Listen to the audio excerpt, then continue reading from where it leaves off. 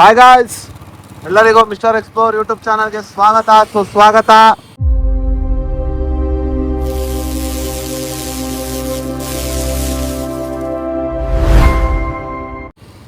ಏನಪ್ಪ ಬೈಕಲ್ಲಿ ಮತ್ತೆ ಹೊರಟ್ರಲ್ಲ ಅಂತ ಭಾವಿಸ್ತಾ ಇದ್ದೀರಾ?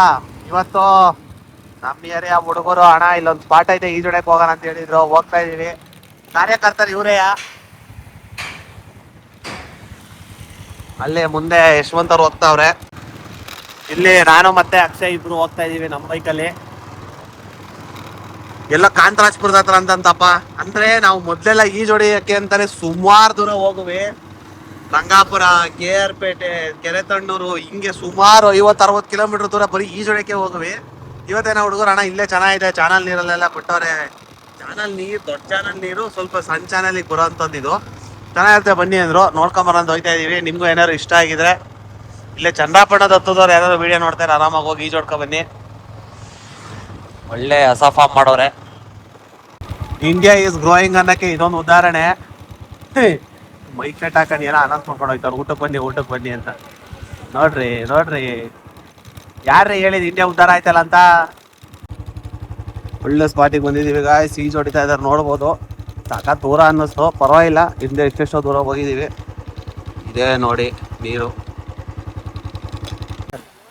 ಹಿಂದೆ ಗ್ರೀನ್ ಸಕಲ ಕಾಣ್ತಿತ್ತಲ್ಲ.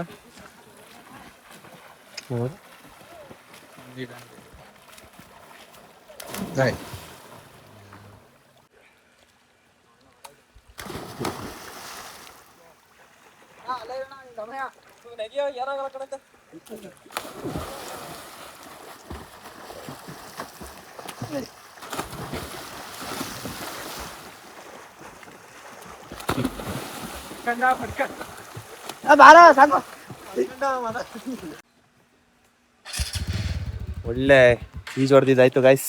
ಸುಗ್ನಲ್ಲಿ 2 ಬಂತೆ. ಯಶವಂತ್ ಅವ್ರು ಕರ್ಕೊಂಬಂದಿದ್ರು, ಅವ್ರಿಗೆ ಹೃತ್ಪೂರ್ವಕ ಧನ್ಯವಾದಗಳನ್ನ ತಿಳಿಸ್ತೀವಿ. ಚಂದ್ರಪಟ್ಟ ಸುತ್ತಮುತ್ತ ಇರೋರು ಅಚ್ಚುಕಟ್ಟಾಗಿ ಈಜು ಹೊಡಿಬೋದು. ಆಳ ಅಷ್ಟೊಂದೇನಿಲ್ಲ.